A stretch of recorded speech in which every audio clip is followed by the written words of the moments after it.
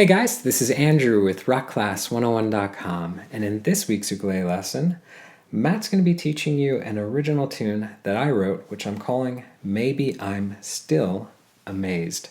So if that name sounds a little bit familiar, it's because it's a play on words of the Paul McCartney song. So this is a composition that was inspired by that piece of music. Now, the Paul McCartney song, I've heard throughout my entire life on classic rock radio stations. They tend to play the live version almost exclusively, pretty much 100% of the time. And I'll go ahead and link the live version in the description box below, because if you listen to the end of the track, you're going to hear this beautiful stripped down moment between guitar and piano. And that was the catalyst that inspired this composition, as well as the chord progression that was used in the chorus. Now, if you're interested in songwriting, go ahead and check out this lesson, which I'll also link in the description box below. It teaches you 3 tips for songwriting, and the first tip was the same one that I used to write this song. So let's take a step back though, and let's talk about playing this arrangement. Now, as far as difficulty level, I would say that this piece is a solid intermediate level fingerstyle piece. There is a little bit of strumming thrown in here and there, but for the most part it is predominantly fingerstyle playing. So with that said, let's take one more step back and let's talk a little bit about this lesson. So in this video, Matt's going to be teaching you how to play the entire arrangement. But if you want to get the tabs to print off and follow along with, that's going to be available at this link right here. Or you can go to the site rockclass101.com, do a search for the song's name. Now also on that page will be the really cool interactive on-screen tab viewer. Now this is a great feature where you can hit play, you can watch the tab scroll across in real time, you can highlight bars to loop sections, slow it down to any speed you wish, just a great asset in learning this song that much easier. So guys, without further ado, I'm going to go ahead and hand it off to Matt to teach you how to play this. Don't forget to grab the low G ukulele, and I'll catch you at the end of the video. Hello, in today's video we're going to learn a beautiful low G ukulele tune called Maybe I'm Still Amazed. This is going to feature a lot of cool descending bass lines, making a really fun fingerstyle piece, and let's go and dive in. It looks something like this, with the camera coming down. We're going to start with a G chord, and it's not our everyday G chord. This is one of my favorites to play. It's going to be 0775. So the way that we play this chord is kind of tricky. Our middle finger is going to come up here to the 7th fret of the C string, and when you place that finger, make sure you're tilting it towards your right shoulder. The reason for that is so that then you can squeeze your ring finger underneath to the 7th fret of the E string, and finally your index finger to the 5th fret here on the A string. See how all 3 of these fingernails are kind of pointed towards my right shoulder? If you're a lefty player, it'll be your left shoulder, but you're pointing it towards your playing hand's shoulder to make the room there. If your fingers are straight up and down, it just doesn't work and you won't get a good tone. So that's the little trick to this chord. Now I'm going to use 3 fingerstyle as I play this tune for the most part. There's a couple little strumming moments, but most of the tune is going to be my thumb on the G and the C, my index on the E, and my middle here on the A. I'm going to start by plucking the G string, then the C, then the E, then the A. Nice little arpeggio. Then I'm going to do the same thing, but I'm going to switch chords. And here's a trick. I'm going to move my middle finger down to the 6th fret of the C string, but I'm going to hold my ring and index where they are. I do this by very simply making my fingers go from tilted towards the shoulder to more straight up and down. See how now the nails are going more straight with the frets, more parallel there? By just twisting the hand so that they go more straight up and down, the fingers become more adjacent like this rather than stacked. It's kind of neat. You just need to turn and the hand will naturally move into position. So now we have 0, 6, 7, 5 for the G major 7, and we're going to pluck our G, C, E, and A. The next point here is going to be a G7 chord, and we're going to do this by leaving our ring finger where it is, and we're going to take the index and bar it across the 5th fret on the C, E, and the A strings. Again, leaving that ring finger right where it was, so the G is still open, and that makes this beautiful little G7 chord, and we're going to pluck our G, C, E, and A. Before then doing this little motif that involves a pull-off, we're going to move our ring finger to the 7th fret of the A string. So you see how it just moves down. Keep the bar where it is. We're going to pluck that 7 on the A. Then we're going to pull off to 5 on the A. Then reapply that 7 with the ring finger on the E string. And then, this is kind of tricky, but we're going to move our middle finger here to the 7th fret of the C string. And when we do that, we kind of have to tilt our shoulder towards the right a little bit, which means our index kind of pops off a bit. That's okay, but try to leave it in this vicinity with this bar. You'll see why when we move on to measures 3 and 4. But for right now, that looks like... And the measures together, 1 and 2, to really get an idea of how this should start sounding, should be something like this. 2 and 3 and 4 and...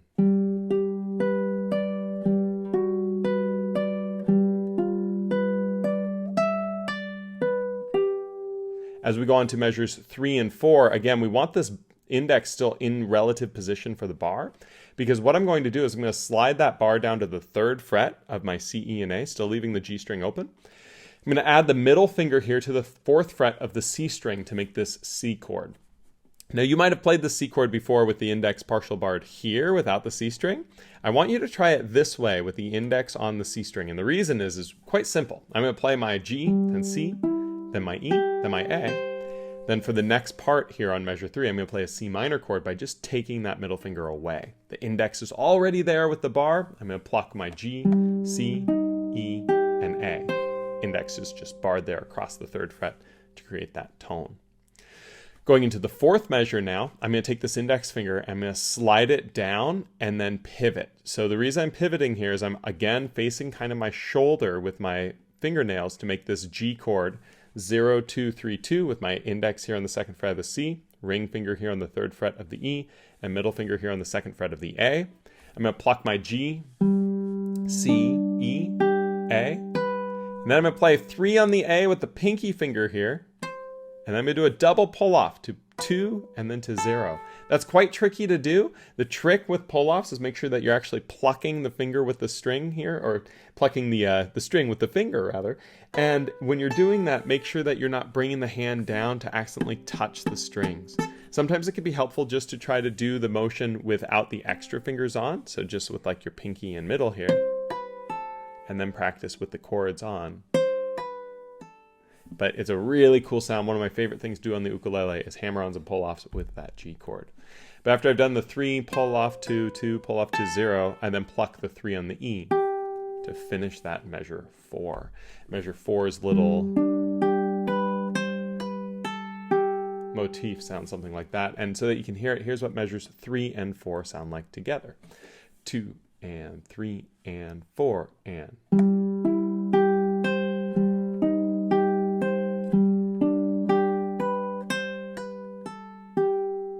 Pretty neat, right? From this point, we go on to measures 5 and 6, and they start off the same. Measure 5 is actually exactly the same as measure 1. So that same G to G major 7 that we talked about. The start of measure 6 starts off exactly the same as measure 2 did. So the same G7 now with the bar, the 0, 5, 7, 5. But then instead of doing the pull off like we did earlier, we're going to do a strum. And we're going to do the strum by collapsing our ring finger to be this little double bar. So the ring is on 7 of the E and the A, and the index is on 5 of the C. I'm going to do a down strum over this 0, 5, 7, 7. You can use your index finger here for a normal everyday strum. I don't recommend using your thumb because it brings your hand too far down. But I do recommend trying the middle finger as this sort of flick out, because then the middle finger can kind of come right back for the note that's going to be played. Because right after you do this down strum, you're going to take the pinky, add on 8 of the A, pluck that, and then you're going to do another down strum with that pinky off 0, 5, 7, 7 again. And then you're going to pluck the 5 on the A by taking the ring finger off. It's a tricky motif. There's a lot going on there. It sounds something like that. In time, measures 5 and 6 should sound and look something like this. 2 and 3 and 4 and...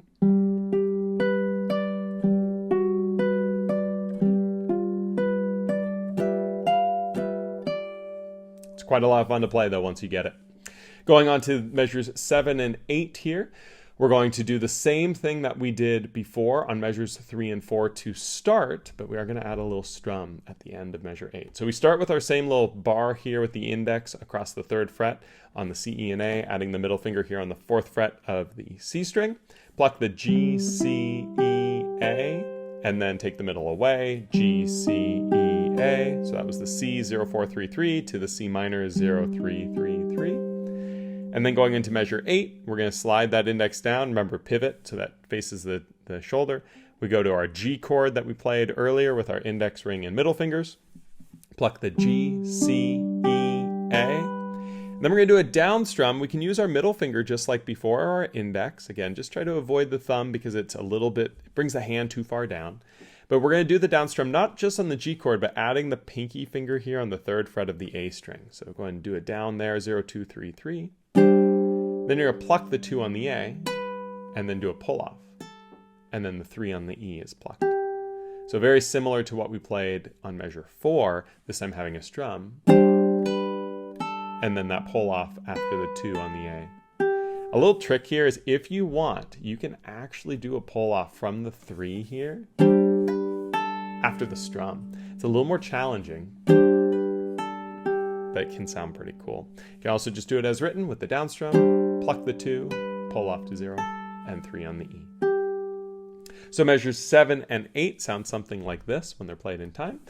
2 and 3 and 4 and...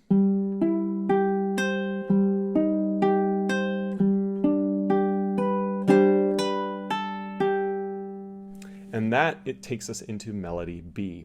So that we can hear it though, here's what melody A sounds like. This is measures 1 through 8. Should be something like this. 2 and 3 and 4 and...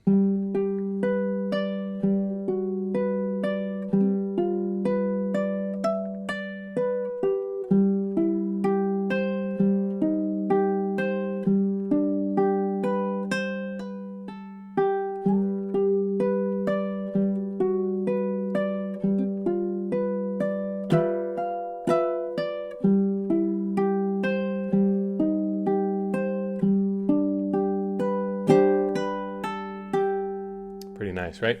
Quick note with this, you'll notice I'm always looking for fingers to transition into the next chords with, right? So whenever I do a repeat or anything like that, I want to make sure I'm looking at where my fingers can move. There's a lot of times where there's a 3 on the E and then we're sliding up the G chord, and that can be the ring finger sliding on that E string as we pivot fingers. Having some sort of fingers always common between movements really helps make things more easy to play because it allows you to always see where you're going with one finger sort of on a string. And this song is chock full of these to be looking for. So it's quite a fun exercise. It's for more advanced players looking to make this sound really legato. As you can see, the movements always have at least one finger tied between each one of these chords as it goes, which is kind of neat. So from here we go on to melody B, and I love melody B. It sounds really nice, utilizing some like minor elements with this. So we just played our G chord, right? It went with that. So as we go into measure 9, this ring finger should already be on the 3rd fret of the E string, and all that we do is take our index off and add this middle finger here on the 3rd fret of the G string. So we have 3, 0, 3, 0. We're gonna pluck G, C, E, A. Isn't that a wonderful sound? And then we're going to move this middle finger down. And so what I like to do here is actually take the index and place it on the 2nd fret of the G string and then take that middle finger off. So now I have the 2 and it goes 2, 0, 3, 0, still holding that 3rd fret on the E string, right? So it goes. And then the next point here on measure 10, you're going to go to a G chord, and here's what's neat. This index just jumps down one string, the ring finger stays where it is, and the middle finger is added here on the 2nd fret of the A string. Pluck the G, C, E, A. Add a strum in here with the pinky finger on the 3rd fret of the A string. And then we're going to do the 2 on the A with the pull off and the 3 on the E. So just like what we played at the end of measure 8, right? And so that is pretty much the same as what we did on measure 8, which is kind of neat. But measures 9 and 10 together should sound something like this. 2 and 3 and 4 and...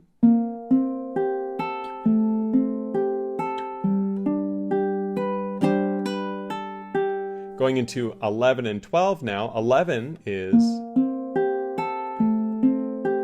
exactly the same as what we played on measure 9. So that same little F add 9 over B flat chord, really, really beautiful sound, to the F add 9 of 2, 0, 3, 0.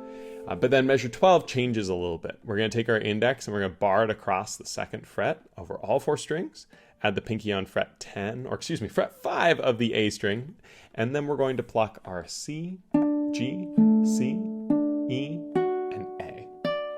And when we do this, a little bit of a retard, a little bit of this slowdown is really nice, and that makes it so that measures 11 and 12 sound something like this together. 2 and 3 and 4 and.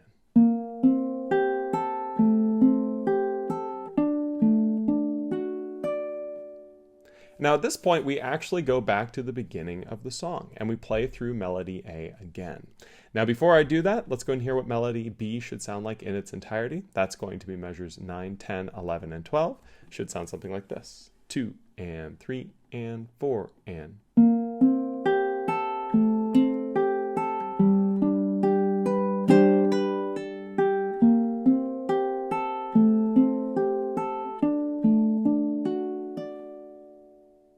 Now, as I mentioned just a moment ago, we go back to melody A and we play that through, and we go all the way through from measure 1.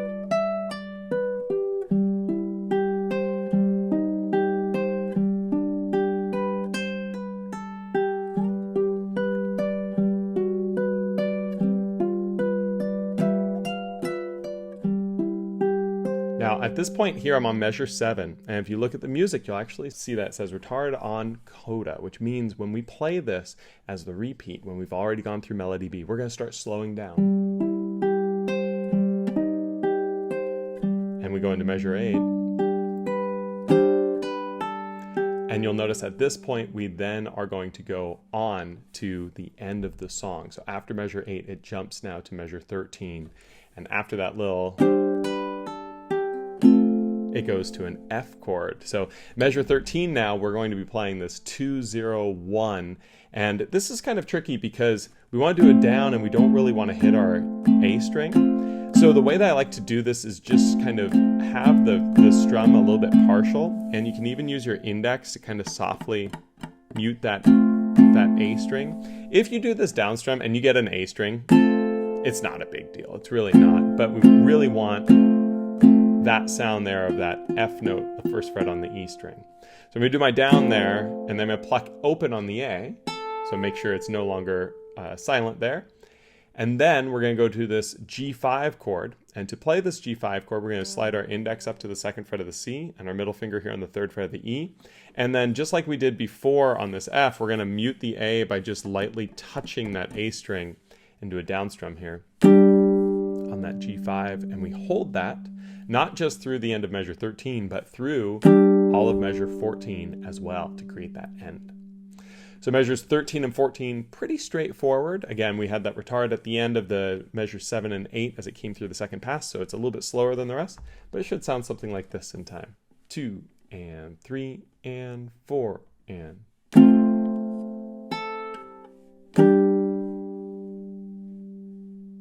And that will last the full 4 beats before we end. Pretty nice, right? Bring the camera back up. It's a really fun piece to incorporate fingerstyle and strumming together. There's not a lot of strumming, but when it takes place, it really adds a lot to the tune, and it adds some complexity to be able to play. Remember to be looking for those little common threads of fingerings. Pretty much every single part of this song will have one finger that can stay on between one chord and another. So try to move off of those chords to make these transitions easier. As always, if you have any questions, feel free to leave them down in the comments below. And I'll look forward to seeing you next time on the next lesson here on Rock Class 101. Thank you so much. Alright guys, so this week's ukulele lesson was a lot of fun. This is a really beautiful sounding piece inspired by a great composition from Paul McCartney. Now, before we wrap up, I do want to give you a friendly reminder that if you did want to get the tabs to print off and keep for your records, that was available at this link. Or you can go to the site, rockclass101.com, do a search for the song's name. And also on that page was the really cool interactive on-screen tab viewer. So you can literally hit play, watch that tab scroll across in real time, highlight bars, loop sections, slow it down, all that fun jazz. So guys, again, I hope you enjoyed learning this, and we'll catch you in the next lesson. Take care.